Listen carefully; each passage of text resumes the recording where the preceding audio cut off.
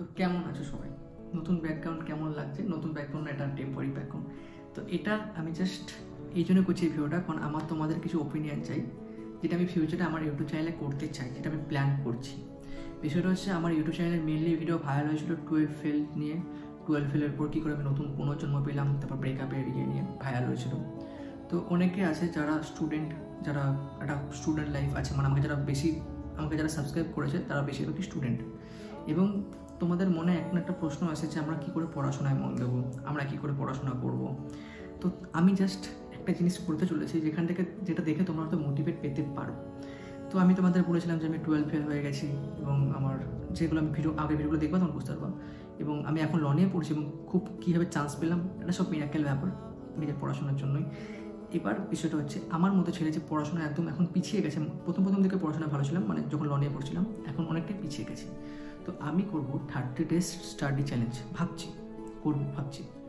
তো এই চ্যালেঞ্জে কী হবে, আমি ডেইলি বেশিরভাগ, মানে এখনও যেখানে আমি দিনে 10 মিনিটও পড়ি না, সেখানে আমি চেষ্টা করবো প্রথমে 1 ঘন্টা পড়া, 2 ঘন্টা পড়া, 3 ঘন্টা পড়া, 4 ঘন্টা পড়া, 5 ঘন্টা পড়া।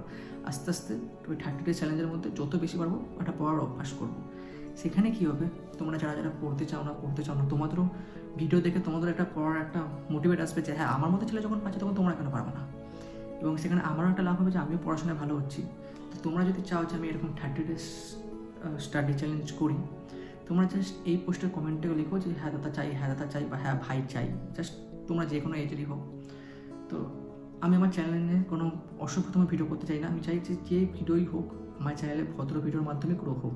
তো 30 ডেজ স্টাডি চ্যালেঞ্জটা অনেকে জানো যে কী হতে পারে, অ্যান্ড আমিও নিজে জানি না। তাই তোমরা যদি মিনিমাম হ্যাঁ বলো, 10 জন যদি বলো মিনিমাম ফিউচারেও, তাহলে আমি ফিউচারে, আমার এখন তো ইন্টারনাল এক্সাম আছে, ইন্টারনাল এক্সাম হয়ে যাওয়ার পর, এক্সটার্নাল এক্সাম হয়ে যাওয়ার পর, যখন আমাদের থার্ড সেম, মানে লয়ের থার্ড সেম যখন হবে, মানে যে শুরু হবে সময়টা, তখন থেকে আমি শুরু করবো 1 মাস পুরো, তারপর কন্টিনিউ করবো সেই অবস্থা বুঝে ব্যবস্থা, এরকম ব্যাপারটা। আর হ্যাঁ, থার্ড সেম মানে এই না যে আমার বয়স হলো 2020 থেকে আমি এইচএস দিয়েছিলাম, মানে এইচএস পাস হলো 2020-তে। আর 4 বছর কী হয়েছে, মানে 5 বছর কী হয়েছে না হয়েছে আমি আগে ভিডিওতে পড়েছি, তাই কেউ আবার ছোটো মনে করো আমাকে বয়সে। তো এটাই ছিল আজকের ভিডিও। আর তোমাদের কমেন্টে জানিও, কমেন্ট দরকার, জানি না আদৌ কমেন্ট করবে না। তো দেখা হচ্ছে পরের ভিডিওতে। টাটা।